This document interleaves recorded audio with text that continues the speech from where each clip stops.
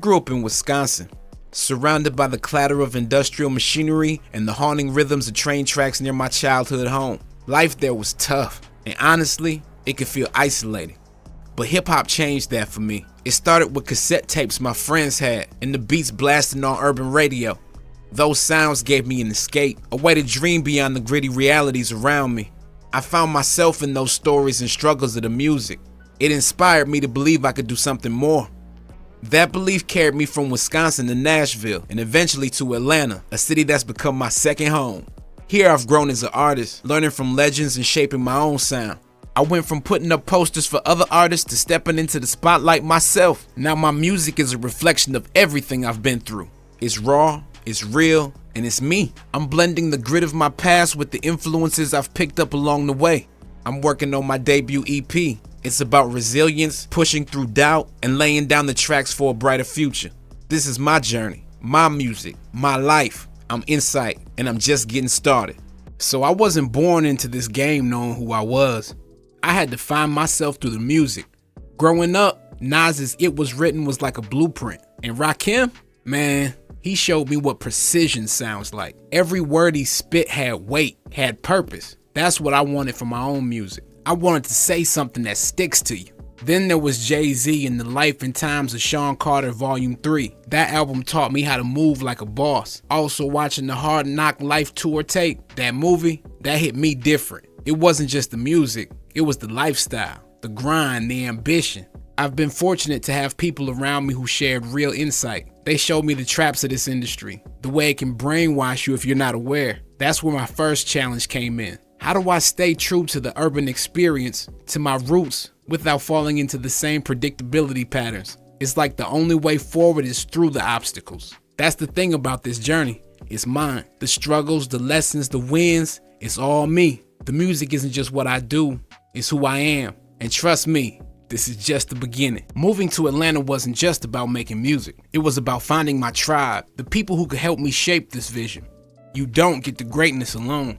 Collaboration, that's key. That's where Chilio comes in. I met him out in front of the Museum of Graffiti. I was with Young Dirty Bastard and didn't realize he mentored him at one point in time. Chilio's not just an artist. He's a mentor, a curator of culture. He understands the intersection of music, fashion, and community like nobody else. When we connected, it wasn't just about making an EP. It was about building something bigger. We're curating this project from the ground up. Not just the music, but the whole aesthetic, the energy, the message. Chili's one of the many collaborators I'm working with on this, cause I know if you want to make something timeless, you have to build with people who see the vision. Atlanta gave me space to grow. It's not just about studios and beats, it's about culture. The city breathes music. Every block has a story. Every artist here is building to something bigger. That energy, that's what fuels me. This is just the beginning. The first EP is coming together, but this ain't just about putting out music. It's about setting the foundation, and I'm just getting started. The vision is real. Now it's time to bring it to life. Some people need a studio to write. Me? I need the world. The city moves. People talk. Life happens. And that's where I find my inspiration.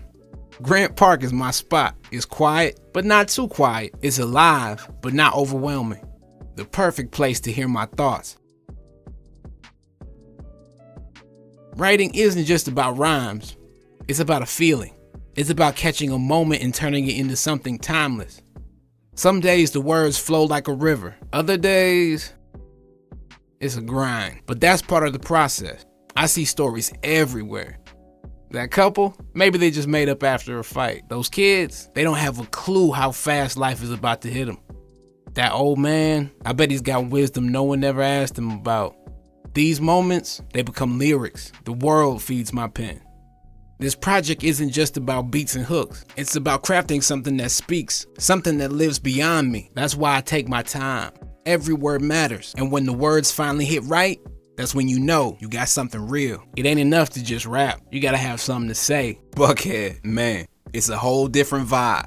You got the luxury, the power moves, the polished side of Atlanta. But look closer and you'll see the struggle right outside the spotlight. The ones trying to make it, the ones who already made it but lost themselves on the way up. It's two worlds colliding, and somewhere in between, that's where the real stories live. When I write, I don't just tell my story, I tell the story. The story of people out here chasing dreams. Getting caught up, getting out, losing, winning, all of it. The money, the power, the pressure, it's all part of the message. See, the industry loves to sell one version of success, the flashy side, the chains, the cars, the I made it flex. But what they don't show is what it costs, what people had to give up to get there. And that's where my music comes in. Unfiltered, no illusions, just truth. Money don't mean freedom, it can just buy another chain. I could write about cars and jewelry all day, but if I'm not saying something real, then what's the point? The message has to hit deeper. It has to make people think. Every great artist has a message. Pac had one, Nas had one, Jay had one, and me, I'm still crafting mine. But one thing I know for sure, it's gotta be bigger than just me. Music is the foundation, but the brand, that's what takes it to the next level. I'm not just making songs, I'm building something bigger, something that lasts. Every great artist has a look, a style, a signature. It ain't just about slapping my name on a hoodie or something. It's about creating a moment. When people see this logo, they gotta feel the energy behind it. Everything matters. The music, the visual, the vibe. How people connect with the brand is just as important as how they connect with the sound. This ain't just about me. It's about building something bigger than myself. I come from the street team world, so I know all about promotion and how important it is. Times have changed though. Social media, it's the new streets. You gotta know how to move in it, how to make people feel like they're a part of the journey. Fans wanna connect, they wanna see the process, feel the come up, be a part of the movement before it blows up. Branding is storytelling. You gotta make people feel something before they even hear the song. The ones who get that, they last. The ones who don't, they fade. This ain't just about going viral. This is about building something real, something that lives past the trends. When they see the name, they know it's official. Back in the day, before the streams and the viral moments, we had the streets. If your music wasn't moving out here, it wasn't moving at all. And when I was coming up, one person who really had my back on the grind was my guy, one of the DJs who held down the late great DJ Unk. I trust Frequent because he's been where I've been. He's seen artists come and go, seen what works and what don't. When he says something, I listen. Every great project's gotta be curated right. It ain't just what you put in, it's what you leave out. The vibe, the flow, the story, it all has to connect. Man, back when we was pushing music on the streets, it was real work. You had to grind, no algorithm, no paid ads, just straight up footwork. We were out in the heat, the cold, whatever, hitting the barbershops, malls, parking lots, after concerts, just trying to get people to listen. That's why I respect the old way of coming up. It made you appreciate every single fan, every play, every cosign, and that's why this EP means so much. That grind taught me patience, taught me that everyone's not gonna listen, but the right ones will. You can't force it. You just gotta keep showing up, keep pushing, keep believing, and I want that to be the message. It's official. American Dreams is the one. Chilio made the call, and now it's time to lock in. This ain't about just dropping a track, it's about making sure people feel it. And the first step, knowing it inside out. Before we shoot anything, I gotta live these words. Every pause, every breath, every cadence, it's gotta be second nature. I can't just rap it, I gotta own it. American Dreams just ain't a song, it's a mirror to what people go through just to make it. Hustlers, single parents, 9-to-5ers, the barely getting by, the ones doing whatever to make it. If I don't deliver this right, the message gets lost. This is where the real work starts. Anybody can record a song, but making people feel it, that takes time, repetition, precision. And once I get that locked in, we hit the next phase, marketing. Instagram Reels, TikTok, YouTube Shorts. This is where the music moves now. We gotta make every second count. The visuals gotta match the message. Every clip gotta stop people in their tracks. It's go time. First I master the song, then we build the visuals. And then after that, the world gets to hear American Dreams. The hustle never stops. Now we see who's listening. This music game has taken me to places I never thought I'd go. Introduced me to people I never thought I'd meet. I've seen the industry from all angles. It's wild how one opportunity leads to another. But out of everything I've done, the real game changer for me was getting into audio engineering. That's where I met Rico Wade and the other two members of Organized Noize, Sleepy Brown and Ray Murray. Legends, visionaries. I didn't get a chance to know Rico for a long time, but the time I did have, it mattered. His belief in me and everybody that fell through wasn't just words, it was real. And when someone like Rico Wade tells you that you've got it, that you belong, man, that hits different. And I carry that with me every time I step into the studio. May Rick rest in power, you know? But if there's one thing I've learned from meeting so many artists, producers, DJs, and everything else, this game don't care about how talented you are if you ain't taking care of yourself. We're losing too many in hip hop. Stress taking people out before their time. We celebrate the hustle, but we don't talk enough about the balance. That's the real goal. That's the mission.